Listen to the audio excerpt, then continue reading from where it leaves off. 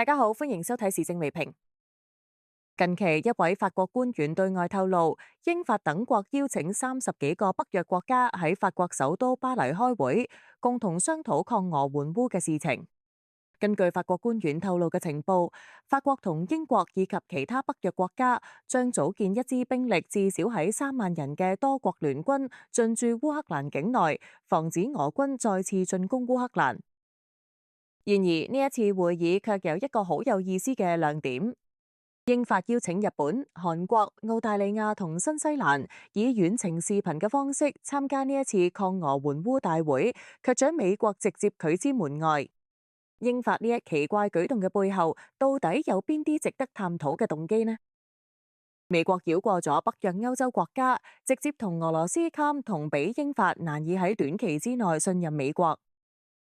本來拜登當局同英法喺一齊共同打擊俄羅斯，但特朗普上台之後，一改往日對俄羅斯嘅敵對情緒，直接繞過咗英法等北約歐洲國家，同俄羅斯代表團喺沙特會面，直接推動俄烏停戰。美國呢一迅速嘅大轉彎，讓英法非常嬲氣。所以喺烏克蘭問題上，英法同美國嘅矛盾就越嚟越深。等到美國將澤連斯基直接趕出白宮，美軍切斷對烏軍嘅情報共享之後，英法就決定冇美國亦都要將俄烏衝突打落去。呢個就出現咗澤連斯基揾英國貸款20幾億打仗嘅奇怪現象。而英國方面亦都宣布支援烏克蘭5000幾枚防空導彈，對烏國繼續提供軍援支持。所以呢個亦都就能夠解釋點解英法兩國將美國直接拒之門外啦。日韓兩國喺烏克蘭問題上好激進嘅做法，讓英法認為日韓比美國更有資格去支持烏克蘭抵抗俄軍。日本又做咗啲乜嘢？日本當局喺俄烏衝突爆發前後進行咗一系列頗有冒險性質嘅軍事準備。當時日本航空自衛隊就計劃出動 F2戰鬥機，配合北約喺遠東地區對俄軍展開威脅。如果俄軍有任何過分舉動威脅日本，咁跟住落嚟，日本當局會出動航空自衛隊嘅軍機喺俄羅斯遠東地區展開行動。日本仲派出一批人員，以僱傭軍嘅方式到烏克蘭參戰，同烏軍一齊同俄軍作戰。呢個使到俄烏衝突烏軍一方表面上係烏軍，實際上係烏軍多國部隊。韓國嘅做法比日本更加激進。尹錫悅本人對俄羅斯就相當不感冒。為咗拉攏波蘭抗擊俄羅斯，韓國把自己嘅大批現役裝備，比如 K2坦克同埋 K9自行火炮，全都俾咗波蘭。波蘭空軍購買嘅軍機之中，就有韓國現役嘅 FA50戰鬥機。韓國希望波蘭使用呢啲武器捲入到俄烏衝突當中，亦都提高韓國自身喺同俄羅斯博弈中嘅話語權。從俄烏衝突爆發到而家，日本同韓國反對俄羅斯嘅立場從來冇變，都係美國自己喺特朗普上台直接同俄羅斯展開談判，繞過日韓同歐洲國家同俄羅斯進行談判，推動俄烏停戰。所以企喺英法嘅立場上邊，日韓反對俄羅斯比當下嘅美國更加激進，日韓亦都就更加資格去參與到反對俄羅斯嘅會議之中。